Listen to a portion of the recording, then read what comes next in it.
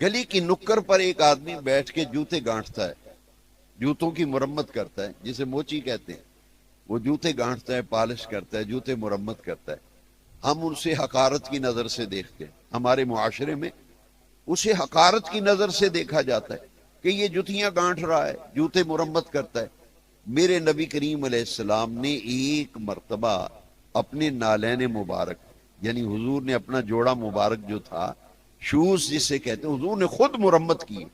نبی کریم علیہ السلام نے خود مرمت کیے۔ میرے استاد حدیث جب حدیث پڑھاتے تھے، یہ حدیث آئی کہ نبی کریم علیہ السلام نے خود اپنے جوتوں کو مرمت کیا، تو ہمارے استاد صاحب کی آنکھوں میں آنسو آ گئے، وہ آپ دیدہ ہو گئے۔ کہا اس لیے حضور نے اپنے نالین کی مرمت خود اس لیے کی تاکہ کسی گلی کے کونے پر اگر کوئی جوتے گانٹھ رہا ہے تو اس کو کوئی حقارت کی نظر سے نہ دیکھے۔